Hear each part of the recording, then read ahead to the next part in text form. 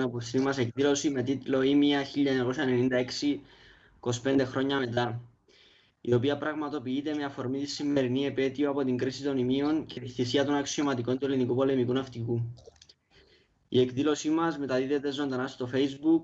Όποιοι επιθυμούν μπορούν να κοινοποιήσουν τη μετάδοση για να ακούσει όσο περισσότερος κόσμος αυτά που θα πούμε σήμερα.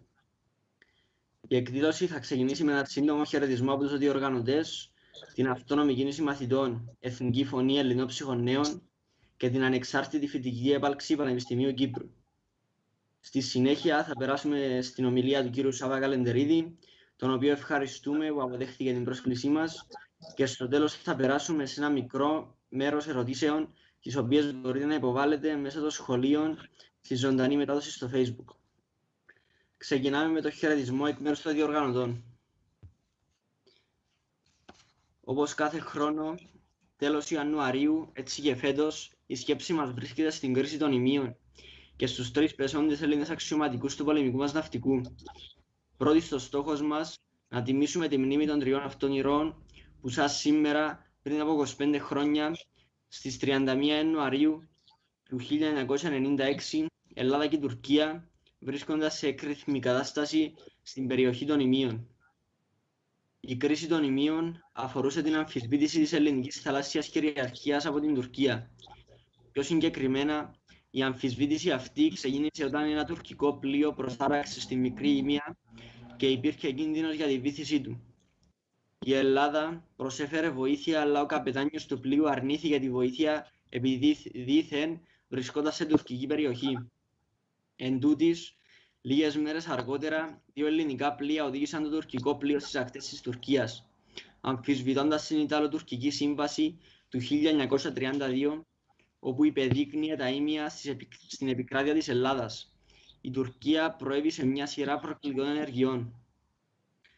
Ξημερώματα της 31ης Ιανουαρίου, τουρκικές δυνάμεις αποβιβάζονται στη μικρή βραχονησίδα των Ημείων. Παρά τις πληροφορίες ότι η Τουρκία είχε αποστείλει στρατό στα Ήμια, η ελληνική κυβέρνηση παρέμεινε άπραγη.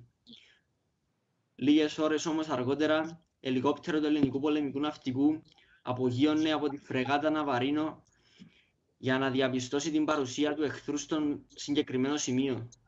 Το ελικόπτερο κατέπεσε μετά τον έλεγχο στη Μικρή Ήμια και έχασαν τη ζωή τους τα τρία μέλη του πληρώματος, ο υποπλοίαρχος Χριστόδουλος Καραθανάσης, ο υποπλοίαρχος Παναγιώτης Βλαχάκος και ο αρχικελευτής Έκτορας Γαλοψός. Ως Έλληνες ελεύθερα σκεπτόμενοι νέοι, έχουμε χρέος να αντισταθούμε στην επεκτατική πολιτική της Τουρκίας, η οποία ασκήθηκε το 1996 στα Ήμια και συνεχίζει να ασκείται μέχρι και σήμερα με τις παραβιάσεις στον εναέριο χώρο και στις θαλάσσιες ζώνες σε Ελλάδα και Κύπρο. Επιπρόσθετα, εδώ και 46 χρόνια η Τουρκία συνεχίζει να κατέχει παράνομα τη μισή μας πατρίδα, τα σπίτια και τα χωριά μας. Είναι καιρός τα δύο κράτη του ελληνισμού να καθορίσουν μια κοινή εξωτερική πολιτική με κύριο μέλημα την αντιμετώπιση του εγκληματικού τουρκικού κράτους.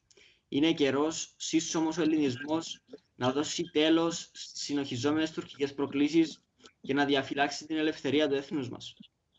Η Αυτόνομη Κίνηση Μαθητών Εθνική Φωνή Ελληνών Ψυχονέων ΕΦΕΝ και η Ανεξάρτητη Φοιτητική Έπαρξη Πανεπιστημίου Κύπρου σήμερα το πρωί, όπως και κάθε χρόνο, τελέσαμε το Εθνικό Μνημόσυνο των Πεσόντων Αξιωματικών στον Ιερέο Ναό Παναγίας Φανερωμένης, έστω και χωρίς την παρουσία κοινού λόγω των υγειονομικών μέτρων. Επίσης, διοργανώνουμε την απόψινή εκδήλωση με τίτλο «Ήμια 1996, 25 χρόνια μετά». Στην απόψινή μας εκδήλωση έχουμε την τιμή να φιλοξενούμε τον κύριο Σάβα Καλεντερίδη, αντισυνταγματάρχη εν αποστρατεία και ιδρυτή του εκδοτικού οίκου Ιφγνώμων, ο οποίος θα μας διαφωτίσει περαιτέρω για τα γεγονότα που εκλήχθηκαν στα Ήμια και για το ζήτημα της τουρκικής προκλητικότητας που συνεχίζεται μέχρι σήμερα.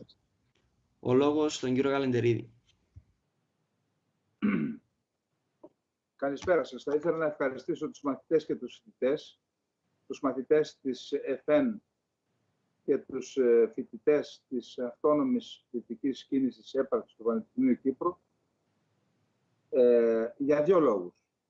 Πρώτον, γιατί μου έκανε την τιμή να μου προτείνω να είμαι απόψε ομιλητής, Και δεύτερον, θα ήθελα ιδιαίτερα να σας ευχαριστήσω γιατί αποδεικνύουν ότι η φλόγα του ελληνισμού στην Κύπρο είναι ζωντανή, παρά τους λυσώδεις ανέμους που φυσούν και προσπαθούν να την σβήσουν.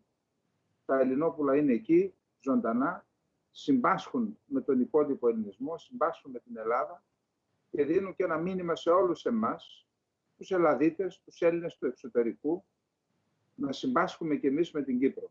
Γιατί αυτό που λείπει το τελευταίο διάστημα, που μάλιστα έγινε και σχεδιασμένα, είναι να χάσει το ενδιαφέρον ο ελληνισμός, ο ελλαδικός ελληνισμός και ο απόδημος ελληνισμός για τον ελληνισμό της Κύπρου και για το κυπριακό ζήτημα. Γι' αυτό λοιπόν διπλά σας ευχαριστώ, κυρίως για το δεύτερο, γιατί ότι πήρατε την πρωτοβουλία, γιατί κάποιος ομιλητής θα ήταν. Τα ήμια. Τα ήμια πραγματικά, ξέρετε, η Ελλάδα βίωσε 3 σοβαρές κρίσεις στο δεύτερο, μετά την εισβολή στην Κύπρο. Η πρώτη κρίση ήταν η κρίση του Χώρα το 1976. Η δεύτερη κρίση ήταν η κρίση του Σισμίκ το 1987 και η τρίτη κρίση ήταν η κρίση των Ιμίων. Η κρίση των Ιμίων ήταν σοβαρότερη όσον αφορά το διακύβευμα και όχι την απειλή πολέμου. Και θα εξηγήσω στη συνέχεια γιατί. Οι τουρκικές διεκδικήσεις, αμφισβητήσεις μάλλον, στις θαλάσσιες ζώνες του Αιγαίου, και αναφέρομαι στην υφαλοκρηπίδα και στα χωρικά ύδατα, η ΑΟΣ είναι ένας νέος όρος που βγήκε μετά το 1982, ξεκινάει από τη δεκαετία του 60. Τότε οι αμφισβητήσεις είχαν το χαρακτήρα κυρίως ακαδημαϊκών κειμένων, τα οποία αμφισβητούσαν τα κυριαρχικά δικαιώματα της Ελλάδας στην θάλασσα του Αιγαίου. Δηλαδή, την υφαλοκρηπίδα της Ελλάδας και φυσικά το δικαίωμα της επέκτασης πέραν των 6 μιλίων. Μάλιστα, είδαμε έκπληξη σε μια εκπομπή του κ. Σαχίνη προχθές, ότι χωρίς να γνωρίζω, θα το ψάξω όμως, ότι κάποιοι παράγοντες έξω από την Ελλάδα είχαν πείσει την Ελλάδα να πάει τα χωρικά της ύδατα από τα 6 άκουσον στα 3 μίλια. Αυτά γίνονται στη δεκαετία του 60. Η δεκαετία του 70 ήταν μια κρίσιμη δεκαετία. Γιατί το 1973 η Ελλάδα, η τότε κυβέρνηση, η Χούντα, είχε αποφασίσει να κάνει γεωτρήσεις και να εκμεταλλευτεί το κοίτασμα Πρίνος νοτίου Συστάσου. Μόλις έγινε αυτό και αποδείχθηκε ότι υπάρχουν κοιτάσματα πετρελαίου, η Τουρκία αμέσως μετά το 1973, η τουρκική εταιρεία πετρελαίου και η επίσημη εφημερίδα της Τουρκίας, η εφημερίδα της κυβερνήσεως που λέμε εμείς, αυτή τη λένε επίσημη εφημερίδα της Τουρκίας, δημοσίευσε χάρτες με οικόπεδα, τα οποία η τουρκική κυβέρνηση παραχωρούσε την άδεια στην τουρκική εταιρεία πετρελαίου να κάνει έρευνες σε αυτά τα οικόπεδα, που ήταν μέσα στην καρδιά του Αιγαίου. Αυτή λοιπόν ήταν η πρώτη έμπρακτη αμφισβήτηση των κυριαρχικών δικαιωμάτων της Ελλάδας στην θάλασσα του Αιγαίου. Αυτή η κρίση άρχισε από το 1973, κορυφώθηκε το 1976, όταν η Τουρκία έβγαλε το ερευνητικό σκάφος Σισμίκ για να κάνει έρευνες εκεί στην περιοχή της Στάσου, που είναι και η επίδικη περιοχή. Επίδικη μιλώ τώρα με βάση τις διεκδικήσεις της Τουρκίας. Για μένα είναι ελληνική περιοχή, είναι ελληνική υφαλοκρηπίδα, αλλά για την ανάγκη της συζήτησης την χαρακτηρίζω επίδικη. Τότε λοιπόν ξεσπάει η κρίση του Χώρα, το πλοίο Χώρα, αν είπα Σισμίκ έκανα λάθος, το πλοίο Χώρα. Στέλνει το Χώρα λοιπόν η Τουρκία, κορυφώνεται η κρίση και τελικώς αποφασίζουν Ελλάδα και Τουρκία να μην στείλει η Τουρκία τα πλοία, να συναντηθούν πρώτα στις Βρυξέλλες και μετά στην Ελβετία και εκεί υπογράφεται το πρωτόκολλο της Βέρνης, με το οποίο Ελλάδα και Τουρκία δηλώνουν, μια συμφωνία δηλαδή, δηλώνουν ότι θα αρχίσουν συνομιλίες για να οριοθετηθούν τα δικαιώματα, τα όρια της Ελλάδας και της Τουρκίας στο Αιγαίο, δηλαδή τι ανήκει σε ποιον όσον αφορά την υφαλοκρηπίδα στο Αιγαίο, και μέχρι τότε οι δύο χώρες δεσμεύονται να μην προβούν σε προκλητικές ενέργειες που μπορούν είτε να τορπιλήσουν τις συνομιλίες, είτε να οδηγήσουν σε κρίση. Αυτό το πρωτόκολλο της Βέρνης, λοιπόν, αυτή είναι η πρώτη κρίση. Αυτό το πρωτόκολλο της Βέρνης, η Τουρκία θεωρεί ότι είναι μια συμφωνία που είναι σε ισχύ. Όταν το 1981 εκλέχθηκε η κυβέρνηση του Ανδρέα Παπανδρέου, αμφισβητεί ότι είναι σε ισχύ αυτό το πρωτόκολλο, λέει ότι αυτό το πρωτόκολλο ίσχυε όσο ήταν σε εξέλιξη οι συνομιλίες. Από τη στιγμή που δεν υπάρχουν συνομιλίες δεν υπάρχει πρωτόκολλο, και γι' αυτό το λόγο αρχίζει η κυβέρνηση του Ανδρέα Παπανδρέου διαδικασίες για να δώσει άδεια για έρευνες στην εταιρεία η οποία εκμεταλλεύεται το κοίτασμα του Πρίνου στη Θάσο. Όταν λοιπόν δίνεται η άδεια και γίνονται οι σχετικές ανακοινώσεις από την καναδική εταιρεία που εκμεταλλεύεται τον Πρίνο, η Τουρκία ξεκινάει πάλι το ίδιο βιολί, όπως το 1973. Ορίζει οικόπεδα, δημοσιεύει στην εφημερίδα της κυβερνήσεως, δίνεται η άδεια στην τουρκική εταιρεία πετρελαίου και έρχεται η στιγμή να βγάλει το σεισμίκ στο Αιγαίο. Τότε έχουμε την κρίση του Μαρτίου του 1987, κορυφώνεται και αυτή η κρίση, γίνεται παρέμβαση και τρίτων παραγόντων, των ΗΠΑ δηλαδή, και πάλι το ίδιο, αποφασίζουν οι Τούρκοι να μην κάνουν δήλωση ότι αν η Ελλάδα δεν συνεχίσει τις έρευνες σε αυτή την περιοχή που έχει ανακοινώσει, ότι και η Τουρκία δεν θα βγάλει το ερευνητικό σκάφος του σεισμίκ έξω από τα χωρικά της ύδατα. Η Ελλάδα λοιπόν δεν προχωράει στις ενέργειες, κρατικοποιεί την εταιρεία που κάνει την εκμετάλλευση, δεν κάνει και η Ελλάδα τα βήματα που είχε ανακοινώσει η καναδική εταιρεία, και έτσι έχουμε την αποσόβηση στο τέλος της κρίσης, για να ακολουθήσει μερικούς μήνες μετά τον Νταβός, όπου Ελλάδα και Τουρκία στην ουσία επανεπιβεβαιώνουν το πρωτόκολλο της Βέρνης και λένε ότι θα αποφύγουν ενέργειες που μπορούν να προκαλούν κρίση μέχρι να οριοθετηθεί, να λυθεί το ζήτημα της οριοθέτησης. Αυτές είναι οι δύο κρίσεις. Και όπως σας είπα, πρέπει εδώ οι άνθρωποι που μας βλέπουν να αντιληφθούν ότι μιλάμε για δύο ξεχωριστά πράγματα. Το ένα είναι τα κυριαρχικά δικαιώματα, και αυτά απορρέουν από τα δικαιώματα που έχει η Ελλάδα, η κάθε χώρα στην υφαλοκρηπίδα τότε και ΑΟΣ τώρα, ενώ η κυριαρχία, η εθνική κυριαρχία αφορά το έδαφος και τα χωρικά ύδατα. Η Τουρκία λοιπόν στις δύο προηγούμενες κρίσεις έθεσε θέματα κυριαρχικών δικαιωμάτων, αμφισβήτησης κυριαρχικών δικαιωμάτων της Ελλάδας στη θάλασσα του Αιγαίου. Το Νοέμβρη του 1995,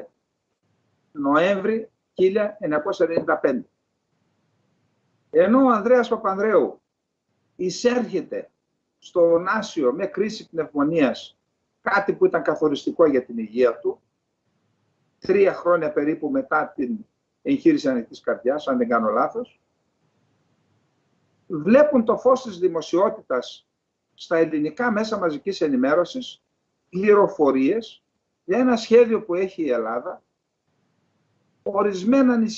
σε ορισμένα νησιά, ερημονήσια, να δημιουργήσει, να κατασκευάσει υποδομές οι οποίες θα μπορούν να φιλοξενούν ψαράδες ή κυνηγούς, δηλαδή μικρές σκάλες για να μπορούν να προσεγγίζουν ψαράδικα, ίσως κάποιες ομβροδεξαμενές που να κρατάνε νερό, με στόχο αυτές οι μακρονησίδες, με αυτές τις υποδομές, να μπορούν μελλοντικά να φιλοξενήσουν και μόνιμους κατοίκους.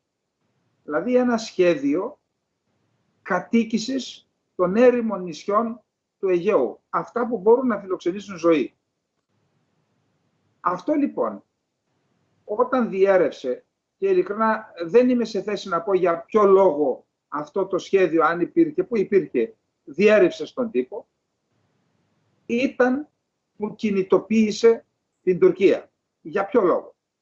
Εάν η Τουρκία, εάν η Ελλάδα δημιουργούσε αυτές τις υποδομές και έστελνε και ανθρώπους να κατοικήσουν σε αυτά τα νησιά, τότε ένα σχέδιο που μέχρι τότε η Τουρκία το είχε στο σιρτάρι, να αμφισβητήσει αυτές τα νησιά που δεν είναι καταγεγραμμένα με το όνομά τους, είτε στη Συμφωνία της Λοζάνης, είτε στη Συμφωνία των Παρισίων για τα Δωδεκάνησα. Επειδή λοιπόν αλλιώς αμφισβητείς ένα νησί που δεν κατοικείται και αλλιώς αμφισβητείς ένα νησί που κατοικείται, πόσο μάλλον ένα νησί που έχει και στρατό πάνω, η Τουρκία σχεδίασε την κρίση των ημείων. Πληροφορίες που να μπορούμε να το αποδείξουμε αυτό δεν έχουμε. Μιλάμε για εικασίες. Γιατί το λέμε αυτό? Διότι ένα μήνα μετά την εμφάνιση των δημοσιευμάτων για το σχέδιο δημιουργίας υποδομών στα νησιά, στα ερημονήσια του Αιγαίου, έχουμε την προσάραξη του Φιγένα κάτω στη Μικρή Ήμη. Και η προσάραξη από μόνη της δεν λέει τίποτα, εάν δεν ήταν ο κυβερνήτης του σκάφους, ο οποίος είπε ότι εγώ δεν δέχομαι από την Ελλάδα να με αποκολλήσει από το σημείο που προσάραξα, γιατί εδώ είναι τουρκικό έδαφος, θέλω από την Τουρκία, από τη χώρα μου, αφού είναι τουρκικό έδαφος, να με αποκολλήσει. Αυτό λοιπόν μας δίνει το δικαίωμα να πούμε, επαναλαμβάνω, αποδείξεις δεν έχουμε, ότι η προσάραξη του Φιγένα Κάτ ήταν σχεδιασμένη. Αυτό λοιπόν γίνεται στις 25 Δεκεμβρίου του 1996. Στις 26 ο Έλληνας διπλωμάτης, έχουμε τα ονόματά που δεν έχει σημασία τώρα να μην τα αναφέρομαι, μεταβαίνει στο Τουρκικό Υπουργείο Εξωτερικών και λέει: «Κύριοι, έχει προσαράξει ένα δικό σας πλοίο στο νησί Ήμια και πρέπει να προβείτε σε ενέργειες, να πείτε στον καπετάνιο να δεχθεί τη βοήθεια να τον αποκολλήσουμε, γιατί υπάρχει κίνδυνος και διαρροής και οικολογικής καταστροφής, αλλά κινδυνεύει και το πλήρωμα που είναι πάνω». Στις 28 του μηνός ο Τούρκος καπετάνιος δέχεται ελληνικό πλοίο ρημουλκό να τον ρημουλκίσει, με το οποίο συνοδευόταν και από πλοία του ελληνικού λιμενικού σώματος. Αποκολλάται, όμως μια μέρα μετά το Τουρκικό Υπουργείο Εξωτερικών κάνει ρηματική διακοίνωση. Η ρηματική διακοίνωση είναι μια ανώτατη διπλωματική ενέργεια, γραπτή. Κάνει ρηματική διακοίνωση στην Ελλάδα, με την οποία για πρώτη φορά στην ιστορία των ελληνοτουρκικών σχέσεων μετά το 1923 η Τουρκία αμφισβητεί εθνική κυριαρχία της Ελλάδας και λέει ότι τα ήμια είναι τουρκικά και είναι καταγεγραμμένα στο κτηματολόγιο του νομού Μούγλων. Τα Μούγλα είναι η πρωτεύουσα ενός νομού απέναντι από τη Ρόδο και από την Κο. Αυτό λοιπόν είναι, θα έλεγα, η απαρχή της διπλωματικής κρίσης. Γιατί το λέω αυτό? Ενώ στις 29 έχουμε την αμφισβήτηση, περνούν οι μέρες και δεν υπάρχει καμία κινητικότητα ούτε στην τουρκική πλευρά, ούτε στην ελληνική πλευρά, ούτε και στην ελληνική κοινή γνώμη, ούτε στην τουρκική κοινή γνώμη. Ασφαλώς είναι πολύ σημαντικό ζήτημα η αμφισβήτηση εθνικής κυριαρχίας. Αλλά σημάδια, ενδείξεις μιας πολιτικής κρίσης που θα μετεξελιχθεί και σε στρατιωτική κρίση δεν έχουμε. Περνούν οι μέρες και στις 15 Ιανουαρίου έχουμε την παραίτηση του Ανδρέα Παπανδρέου από τη θέση του Πρωθυπουργού της Ελλάδας. Μέχρι τότε τα καθήκοντά του τα έκανε είτε από το Νάσιο είτε από το σπίτι του, αλλά ο ίδιος σε πολύ δύσκολη κατάσταση όσον αφορά την υγεία του. Παραιτείται ο Ανδρέας Παπανδρέου και η κοινοβουλευτική ομάδα του ΠΑΣΟΚ 3 μέρες μετά, στις 18 Ιανουαρίου, εκλέγει πρωθυπουργό τον Κωνσταντίνο Σιμίτη. 18 Ιανουαρίου 1996. Λίγες μέρες μετά, ακριβώς μια εβδομάδα μετά, ενώ επαναλαμβάνω, το ζήτημα της ρηματικής διακίνησης είναι σοβαρό, αλλά παραμένει ένα διπλωματικό θέμα. Θα έλεγα μια κρίση που διαχειρίζονται οι διπλωματικοί διάβλοι των δύο χωρών. Στις 25 Ιανουαρίου, ο δήμαρχος της Καλύμνου είναι φίλος μου. Δεν θέλω να υπονοήσω τίποτα, αλλά τα γεγονότα αναφέρω. Ο δήμαρχος της Καλύμνου με μία βάρκα επιβιβάζεται σε μια βάρκα μαζί με τον αστυνομικό διευθυντή της Καλύμνου και δύο πολίτες, μεταβαίνουν στα Ήμια και σηκώνουν μια ελληνική σημαία. Αργότερα μπαίνει μια ελληνική σημαία και στη Μικρή Ήμια. 2 μέρες μετά, Τούρκοι δημοσιογράφοι, με ή χωρίς εισαγωγικά, με ένα ελικόπτερο της Κουριέτ, κατεβαίνουν στα Ήμια, βιντεοσκοπούν ό,τι ενέργειες κάνουν, κατεβάζουν, υποστέλνουν την ελληνική σημαία και σηκώνουν μια τουρκική σημαία. Φεύγει το ελικόπτερο, πηγαίνει στην Τουρκία, το βίντεο το βράδυ δείχνεται στις τηλεοράσεις και γίνεται, πλέον έχουμε την απαρχή της κρίσης. Διότι παίρνει δημοσιότητα στην Τουρκία, παίρνει δημοσιότητα στην Ελλάδα, πλέον έχουμε μια, θα έλεγα, πολιτική κρίση σε εξέλιξη. Και ενώ συμβαίνει αυτό, ξέρετε, στη διαχείριση της κρίσης πρέπει να υπάρχει πολύ καλός σχεδιασμός, να υπάρχει θεσμική διαχείριση της κρίσης, να μην επιτρέπεις δηλαδή σε κανέναν να πράττει έξω από αυτό που είναι σχεδιασμένο, και η εξέλιξη της κρίσης διαχειρίζεται την κρίση αναλόγως με τον πολιτικό στόχο που έχεις θέσει. Αν δηλαδή έχεις θέσει πολιτικό στόχο να οδηγήσεις στην άλλη πλευρά την υποχώρηση, και αν δεν υποχωρήσεις να πας ακόμα και σε πόλεμο, δράς αναλόγως. Αν θέλεις να αποσοβήσεις, να στρατιωτικοποιήσεις την κρίση, δράς πάλι αναλόγως. Η Ελλάδα λοιπόν, με έναν πρωθυπουργό που δεν έχει πάρει ακόμα ψήφο εμπιστοσύνης, στρατιωτικοποιεί την κρίση κάτω από συνθήκες που μέχρι στιγμής που μιλάμε δεν έχουν διευκρινιστεί. Ίσως γιατί οι πολιτικοί, χώρα Κασκοράκου μάτι δεν βγάζει, δεν θέλουν να βγάλουν ο ένας τα άπλυτα του άλλου στη φόρα. Τι γίνεται λοιπόν? Πηγαίνει περιπολικό ελληνικό του πολεμικού ναυτικού και όχι το λιμενικό. Διότι αν πήγαινε το λιμενικό δεν θα μιλούσαμε για στρατιωτικοποίηση της κρίσης. Όταν όμως στέλνεις το πολεμικό ναυτικό, δείχνεις ότι εσύ έχεις πρόθεση να στρατιωτικοποιήσεις την κρίση. Αυτό έχει να κάνει και με την Κύπρο και με την επιλογή της Ελλάδας και της Κύπρου να μην στρατιωτικοποιήσουμε την κρίση με τα ερευνητικά σκάφη και με το γεωτρύπανα της Τουρκίας, γιατί αυτό επιδίωκε η Τουρκία. Ίσως διδαχθήκαμε από τα προηγούμενα και εκεί δεν προχωρήσαμε στη στρατιωτικοποίηση, γιατί αυτό κρίναμε ότι δεν μας συνέφερε. Εδώ λοιπόν η Ελλάδα στρατιωτικοποιεί την κρίση. Κατεβάζει την τουρκική σημαία, σηκώνει την ελληνική και αφήνει και βατραχανθρώπους πάνω στο ένα νησί.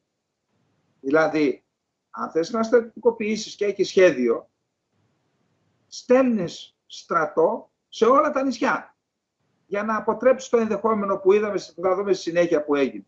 Σε πάση περιπτώσει στέλνουν στρατό μόνο στη Μεγάλη Ήμια, βατραχανθρώπους, και στις 29 του μηνός ο Κωνσταντίνος Σιμίτης στη Βουλή κάνει τις προγραμματικές δηλώσεις της κυβέρνησης για να ζητήσει ψήφο εμπιστοσύνης. Εκεί λοιπόν κάνει κάποιες δηλώσεις και αυτός, και αυτές τις βρίσκω ακατανόητες, γιατί είναι δηλώσεις που δείχνουν ότι η Ελλάδα έχει ένα σχέδιο που αποδείχθηκε ότι δεν είχε. Και στις 30 του μηνός, δηλαδή σαν χθες, ακούστε, λυπάμαι που το λέω αυτό, βγαίνει η Τσιλέρ, πρωθυπουργός της Τουρκίας, και με αποφασιστικότητα λέει το εξής στην Τουρκική Βουλή: αυτές οι σημαίες θα κατεβούν, αυτοί οι στρατιώτες θα φύγουν από το Καρντάκ, όπως ονομάζει η Τουρκία τα Ήμια. Είναι η βραδιά που κορυφώνεται η κρίση, εκτός από τους βατραχανθρώπους που έχουμε βάλει, επαναλαμβάνω, μόνο στη Μεγάλη Ήμια, σπέβδουν στην περιοχή πλοία του πολεμικού ναυτικού, του ελληνικού πολεμικού ναυτικού, πλοία και του τουρκικού πολεμικού ναυτικού, και λίγο πριν τα μεσάνυχτα κορυφώνεται η κρίση. Στο στρατιωτικό μέρος της κρίσης, η Ελλάδα, εάν μετρήσουμε καθαρά, χωρίς να λάβουμε υπόψη άλλους παράγοντες, πόσα πλοία και πόσοι πύραυλοι αντιπλοϊκοί υπήρχαν στη μια και στην άλλη πλευρά, η Ελλάδα είχε το πλεονέκτημα. Είχε το πλεονέκτημα και όσον αφορά τη θάλασσα, αλλά έχει το πλεονέκτημα και όσον αφορά τον αέρα, και αυτό σχετίζεται με τις δυνατότητες της πολεμικής αεροπορίας. Και ενώ λοιπόν η Ελλάδα έχει το πλεονέκτημα, ενώ η Ελλάδα είναι αυτή που στρατιωτικοποίησε την κρίση, έχουμε την παρέμβαση. Η Τανσού Τσιλέρ μιλάει με τον τότε πρόεδρο των ΗΠΑ, τον Μπιλ Κλίντον, και του λέει ότι η Τουρκία είναι διατεθειμένη για να κάνει ακόμα και πόλεμο, εάν η Ελλάδα δεν αποσυρθεί στρατεύματα και πλοία και σημαίες από την περιοχή. Ο Μπιλ Κλίντον εξουσιοδοτεί τον τότε Υφυπουργό Εξωτερικών Ρίτσαρντ Χόρμπλουκ να επικοινωνήσει με τους πρωθυπουργούς των δύο χωρών και με τους υπουργούς εξωτερικών και να βρει μια λύση πάνω στο εξής πλαίσιο. Όχι σημαίες, όχι στρατεύματα, όχι πλοία στην περιοχή. Όμως, επειδή εδώ υπάρχει μια ανισορροπία, επειδή στρατεύματα έχει μόνο η Ελλάδα πάνω στα ήμια, βλέπουμε στις 1:30, 1 και 20, και προσέξτε, το είδαμε στην τουρκική τηλεόραση. Δηλαδή, όταν ανέβαιναν οι Τούρκοι βατραχάνθρωποι στις βάρκες για να μεταβούν στη μικρή ήμια που εμείς αφήσαμε αφύλακτη, το βλέπαμε online στις τηλεοράσεις. Και επιβιβάζονται, ξεγελούν τα ελληνικά πλοία που πλέουν στην περιοχή, αποβιβάζονται οι Τούρκοι βατραχάνθρωποι στη μικρή ήμια, έρχεται η πληροφορία στην ελληνική κυβέρνηση και ενώ ήδη είχαν συμφωνήσει την αποχώρηση, να κατέβουν οι σημαίες, να αποχωρήσουν τα στρατεύματα και να αποχωρήσουν από την περιοχή και τα πλοία, αλλά αυτή δεν ήταν μια ανώδυνη συμφωνία. Δεν ήταν μια συμφωνία για να ξεπεραστεί η κρίση. Ήταν μια συμφωνία η οποία γκριζάριζε αυτή την περιοχή, δηλαδή αφαιρούσε από την Ελλάδα το δικαίωμα να ασκήσει κυριαρχία από εκείνη τη στιγμή που συμφωνήσαμε και στο μέλλον, μέχρι σήμερα δηλαδή. Εν πάση περιπτώσει, ενώ συμβαίνουν όλα αυτά, έχουμε άλλη μια ακατανόητη διαταγή.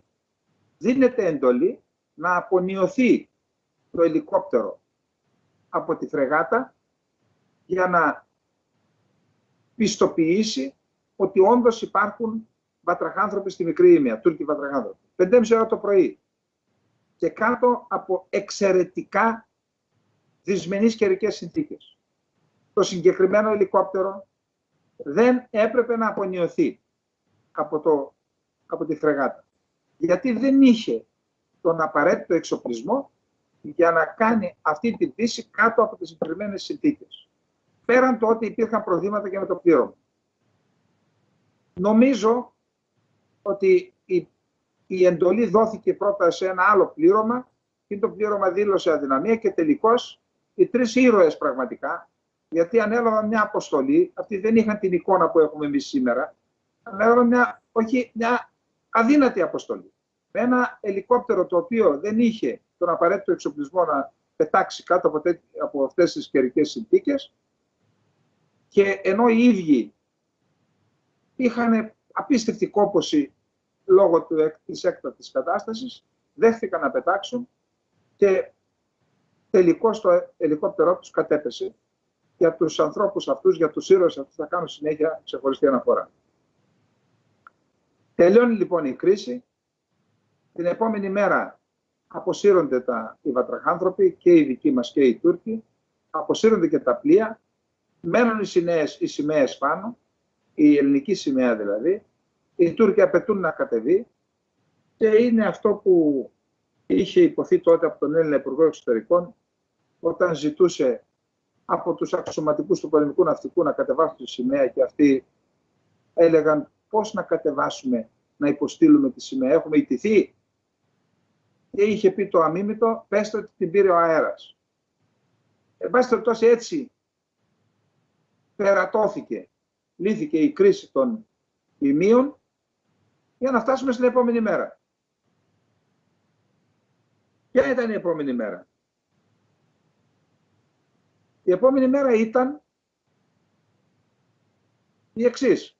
Μέχρι τότε, ο διοικητής του τάγματος της Καλύμνου, στο οποίο τη δικαιοδοσία ανήκαν τα νησιά Ήμια, μικρή και μεγάλη Ήμια, μου είπε ο ίδιος ο διοικητής ότι πάνω στα Ήμια είχαμε μεταλλική ελληνική σημαία, η οποία ήταν επακτωμένη, υπήρχε και ένα τριγωνομετρικό, υπάρχει της Γεωγραφικής Υπηρεσίας Στρατού.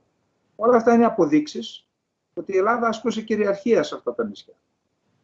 Αυτός δεν μου είπε ότι με βάση τις πάγιες διαταγές είχε υποχρέωση κάθε μήνα να μεταβαίνει με σκάφος στα Ήμια, να κατεβαίνει, να πατάει το έδαφος, να κάνει επιθεώρηση και στην επιστροφή να συντάσει αναφορά με αυτά που είδε κατά την επιθεώρηση που έκανε.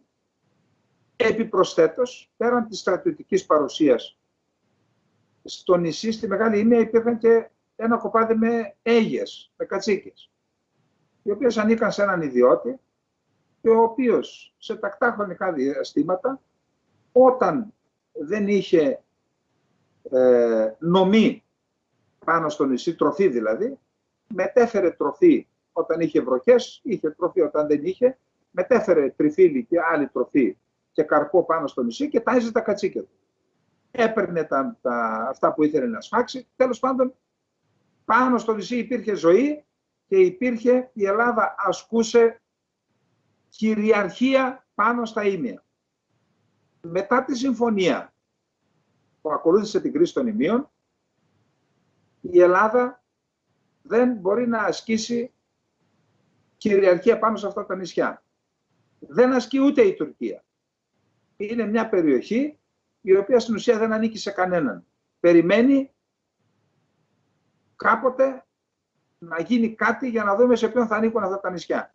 Μέχρι το βράδυ των Ημείων 30 προς 31 Ιανουαρίου τα Ήμια ήταν ελληνικά, τώρα δεν είναι ελληνικά. Αυτή λοιπόν είναι μια πραγματικότητα την οποία αρνήθηκε να τη δει το πολιτικό σύστημα αλλά και το δικαϊκό σύστημα στην Ελλάδα. Και θα ήθελα να πάω στα συμπεράσματα. Τι συμπεράσματα βγαίνουν από αυτή την κρίση? Η Ελλάδα και η Κύπρος δεν έχουμε παράδοση στην θεσμικά κατοχυρωμένη διαχείριση των κρίσεων.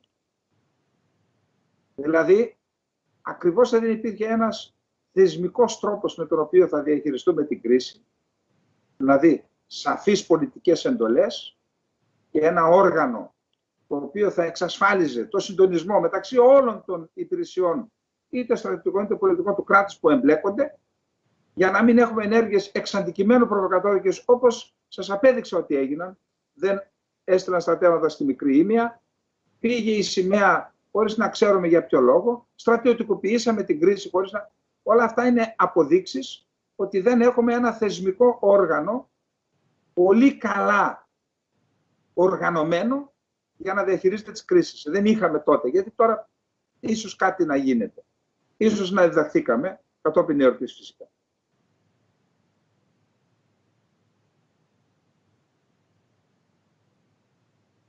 Η δεύτερη παρατήρηση είναι η εξής.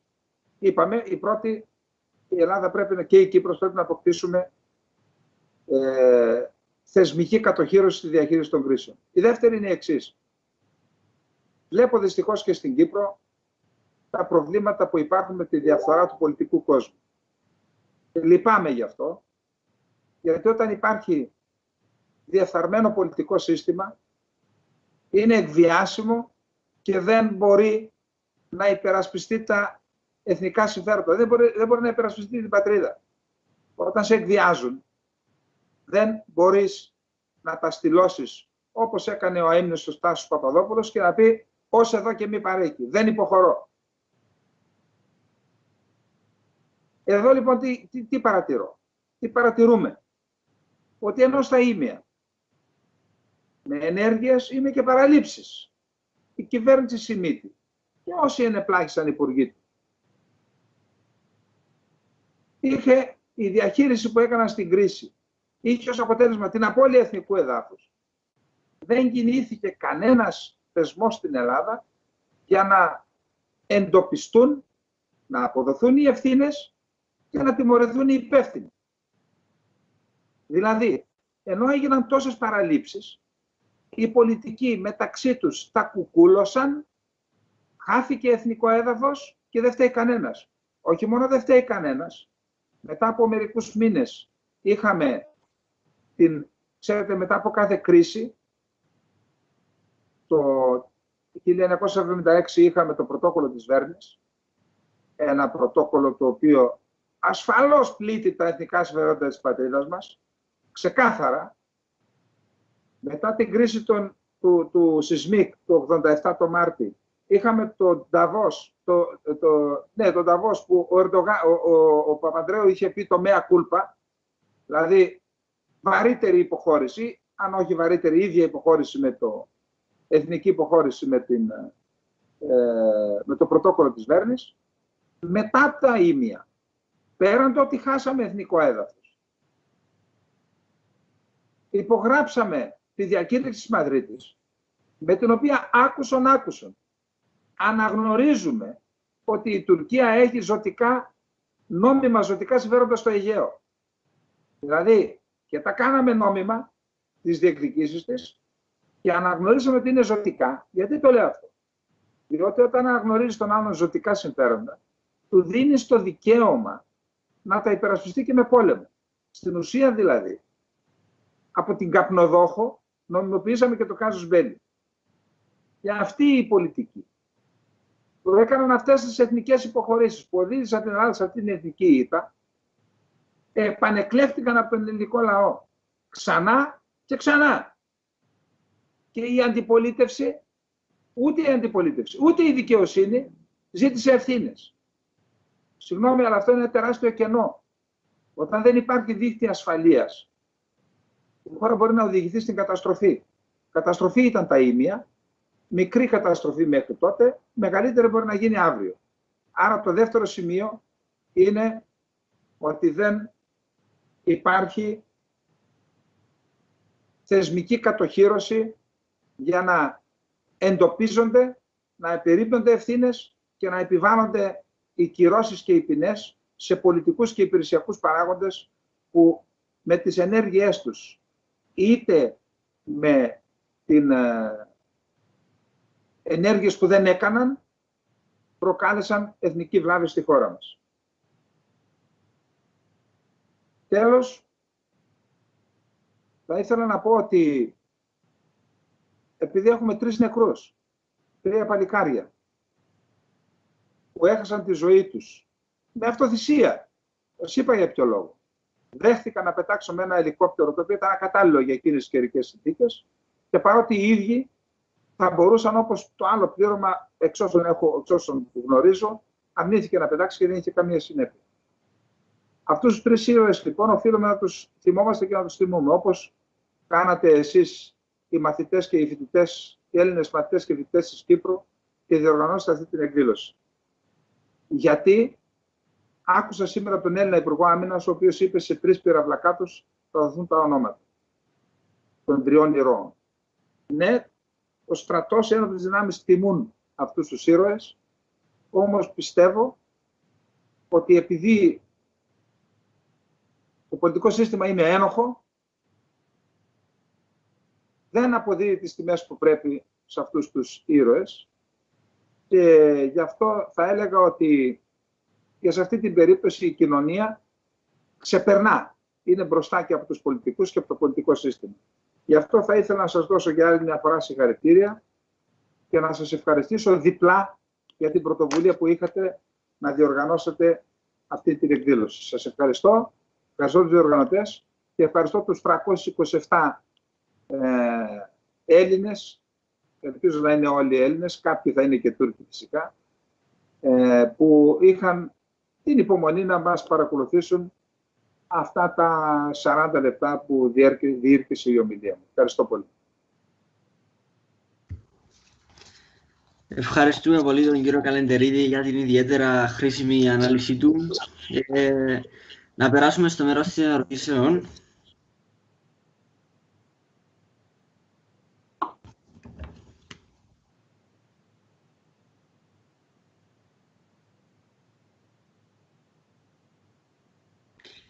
Κύριε Καλεντερίδη, θεωρείτε πως αν η απάντηση της Ελλάδας στα ίμια ήταν πιο δυναμική, θα υπήρχε αλλαγή στη σημερινή συμπεριφορά της Τουρκίας?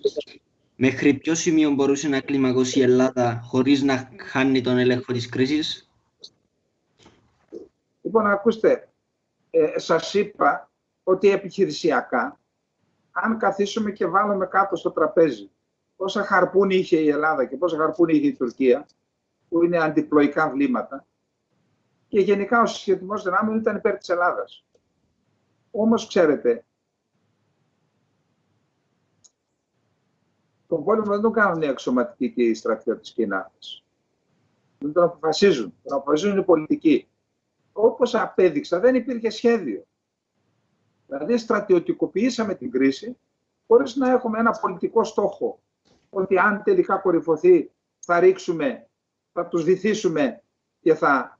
Αν λοιπόν υπήρχε αυτό το σχέδιο, σας λέω ξεκάθαρα ότι ναι, θα ήμασταν νικητές σε αυτήν την ναυμαχία, γιατί για ναυμαχία πρόκειται, αυτό θα γινόταν. Όμως, θέλω να πω στους αυτούς που μας βλέπουν, ότι ο Ρίτσαρντ Χόλμπρουκ, σύμφωνα με τον Θεόδωρο Πάγκαλο, όταν πέθανε ο Χόλμπρουκ μας τα είπε, ότι κάποια στιγμή το συνόντησε στη Νέα Υόρκη μετά την κρίση, και όταν είχε αφιπηρετήσει ο Χόλμπρουκ, ήταν διπλωμάτης καριέρας που χρημάτισε και υφυπουργός εξωτερικών. Του είπε λοιπόν ο Χόλμπρουκ ότι αν κάνατε τότε κάποια ανοησία και πατούσατε τη σκανδάλη, τα βλήματα αυτά δεν θα πήγαιναν στο στόχο τους, γιατί είχαμε όλη την περιοχή αποκλεισμένη με πλοία ηλεκτρονικού πολέμου και αεροπλάνα, και τα αμερικανικής κατασκευής βλήματα δεν θα πήγαιναν στο στόχο τους. Αυτό είναι ένα θέμα, γιατί ακριβώς αυτό είχε η Τουρκία, λυπάμαι που το λέω, υπόψη της και έκανε εθνική αμυντική βιομηχανία, για να μην μπορούν να παρεμβαίνουν οι ξένοι την κρίσιμη στιγμή για να σου λένε τι θα κάνεις, ενώ εμείς συνεχίζουμε να αγοράζουμε οπτικά συστήματα χωρίς σημαντική ελληνική προστιθέμενη αξία, που αν υπήρχε μια τέτοια στρατηγική, όσο περνούσαν τα χρόνια, η ελληνική προστιθέμενη αξία θα αυξανόταν και σε μια κρίση αντίστοιχη με αυτή των ημείων, κανένας δεν θα μπορούσε να σε απειλήσει ότι θα κλειδώσει τα οπτικά σου συστήματα και δεν θα μπορέσει να τη διαχειριστείς. Εν πάση περιπτώσει, να έρθω ξανά στην απάντηση της ερώτησης. Επαναλαμβάνω, καθαρά μετρώντας τα οπλικά συστήματα που υπήρχαν και τα βλήματα, τους πυράβλους που υπήρχαν στην περιοχή, τα κατευθυνόμενα βλήματα,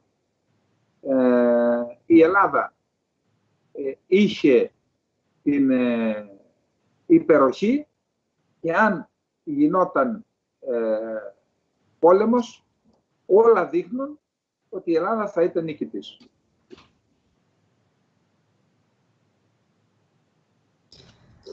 Να πάμε στην επόμενη ερώτηση. Μήπως με το χάσιμο εθνικού εδάφους ως τώρα των ημείων υπάρχει ένα σχέδιο για την ανεξαρτητοποίηση Λωρίδας Αιγαίου για την εκμετάλλευση του πλούτου που υπάρχει από Τούρκους, Έλληνες και άλλων? Όχι, δεν γνωρίζω να υπάρχει τέτοιο σχέδιο. Απλά παρέλειψα να πω στους τηλεθεατές μας ότι η Τουρκία έχει καταγράψει 151 νησιά, βραχονησίδες, νησίδες και βραχονησίδες, τα οποία σύμφωνα με μια τρελή θεωρία δεν ανήκουν ούτε στην Ελλάδα ούτε στην Τουρκία, και ότι αυτά τα νησιά θα πρέπει να καθίσουν στο τραπέζι για να αποφασίσουν ποια θα πάρει η Ελλάδα και ποια η Τουρκία. Αυτή είναι η θεωρία των γκρίζων ζωνών. Τα τελευταία χρόνια έχουμε αλλαγή αυτής της πολιτικής. Ορισμένα νησιά η Τουρκία πλέον λέει ότι είναι τουρκικά. Μιλάμε για τα διευκρίνηση της ιδιοκτησίας. Τώρα λέει ορισμένα ότι είναι τουρκικά. Αυτό είναι το ζήτημα. Αυτό που επιδιώκει η Τουρκία είναι σε περίπτωση αποδοχής από την Ελλάδα να συζητηθούν όλα πακέτο μεταξύ Ελλάδας και Τουρκίας, θα τεθεί ασφαλώς και το ζήτημα αυτών των 151 νησιών. Αυτό είναι το σχέδιο. Το σχέδιο της Τουρκίας δεν είναι ανάγκη να καταφύγουμε και σε μυστικά έγγραφα. Μας το είπαν με τη γαλάζια πατρίδα. Δείτε τη γαλάζια πατρίδα για να δείτε και ποιο είναι το σχέδιο της Τουρκίας. Μάλιστα. Το χάρτη της γαλάζιας πατρίδας. Ακόμα μια ερώτηση. Είναι επιβεβαιωμένο ότι οι Τούρκοι ανέβηκαν στη Μικρή Ήμια? Απολύτως επιβεβαιωμένο. Είναι απολύτως επιβεβαιωμένο. Έχουμε και μάλιστα το πώς κινήθηκαν οι βατραχάνθρωποι, πώς έφτασαν εκεί, δεν είχαν βενζίνη, όλα αυτά τα έχουμε βρει επακριβώς τι ακριβώς έγινε. Αυτό να μην το συζητάμε. Κανονικότατα ανέβηκαν πάντα. Κύριε Καλεντερίδη, ποια είναι τα θεσμικά όργανα Ελλάδος και Κύπρου σήμερα για να αντιμετωπίσουν τέτοιου είδους κρίσεις και πώς λειτουργούν? Ακούστε, αποδείχθηκε ότι ίσως από την κρίση των ημείων διδαχθήκαμε. Αποδείχθηκε ότι θα έλεγα διαχειρίστηκα με σχετική επιτυχία της κρίσης με τα ερευνητικά σκάφη, με σχετική επιτυχία, επαναλαμβάνω, με βάση τους στόχους που έθεσαν. Εγώ ίσως να έκανα άλλα πράγματα. Γιατί ο στόχος της Τουρκίας ήταν να στρατιωτικοποιήσει την κρίση είτε στην Κυπριακή ΑΟΣ είτε στην ελληνική φαλοκρηπίδα, αναφέρομαι στο Roots Race, και αν στρατιωτικοποιούσε την κρίση, το πιθανότερο ήταν να είχαμε πάλι μια παρέμβαση μιας μεγάλης δύναμης και μια συμφωνία η οποία δεν θα εξυπηρετούσε τα εθνικά μας συμφέροντα. Νομίζω ότι, ναι, ότι εάν δεν υπάρχουν θεσμικά όργανα, τουλάχιστον υπάρχει η εμπειρία, η κουλτούρα που λέμε διαχείριση κρίσεων, αποκτά σιγά σιγά η Ελλάδα και η Κύπρος, θέλω να πιστεύω δηλαδή. Αλλά, ξέρετε, όλα σχετίζονται και με τον πολιτικό σχεδιασμό. Το πώς θα διαχειριστείς μια κρίση σχετίζεται και με τον εθνικό σχεδιασμό που έχεις, πώς θα εντάξεις την κάθε κρίση στον εθνικό σχεδιασμό. Και εκεί νομίζω ότι ακόμα και η Κύπρος και η Ελλάδα έχουμε σοβαρό, θα έλεγα πολύ σοβαρό πρόβλημα. Να φέρω ένα παράδειγμα. Η Τουρκία, παρότι δεν είναι δικό της εθνικό έδαφος, ας πούμε, που δεν είναι έτσι, ότι έχει μια κάποια σχέση αντίστοιχη με αυτή που έχει η Ελλάδα με την Κύπρο, έχει η Τουρκία με το Αζερβαϊτζάν. Το 1990-92 οι Αρμένοι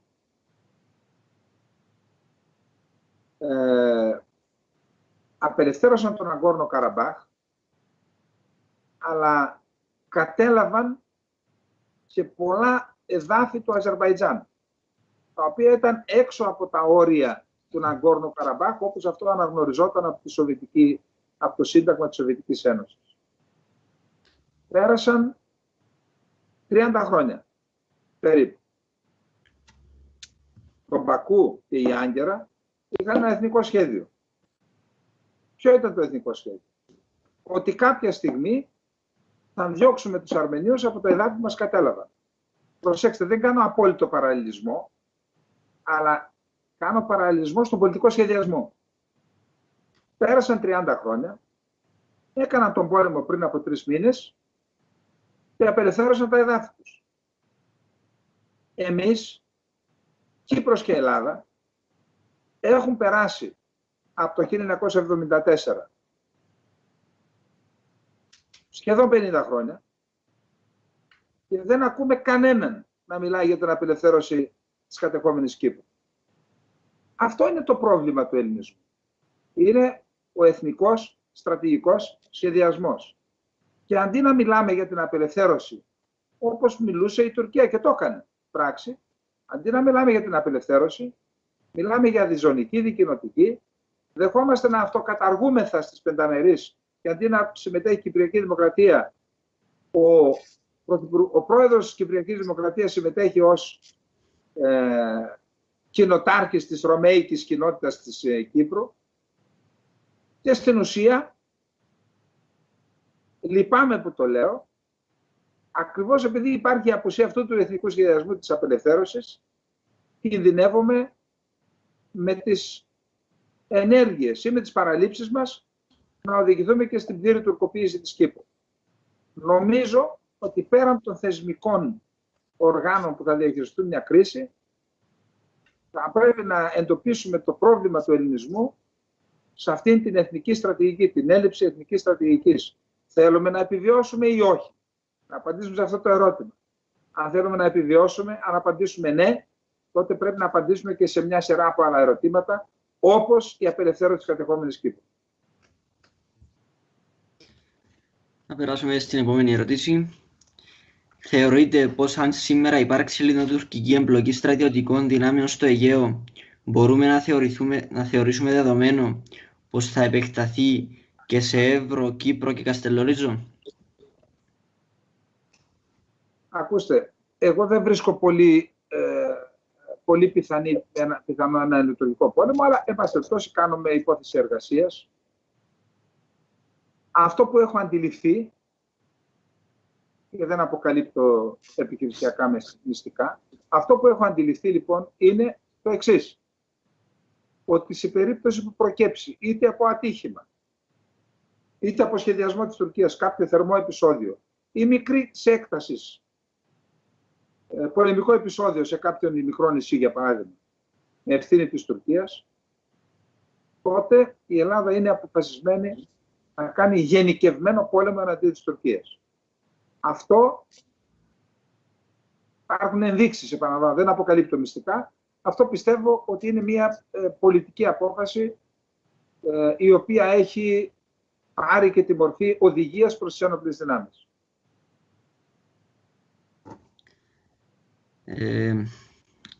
Γνωρίζουμε πού ήταν ο όγκος του τουρκικού στόλου? Ναι, εντάξει, όλα αυτά τα γνωρίζουμε. Ξέρετε, εδώ η Ελλάδα έχει ένα απίστευτο πλεονέκτημα έναντι της Τουρκίας. Ξέρετε, ο τουρκικός στόλος εξέρχεται στο Αιγαίο από 3 ναυτάρχους.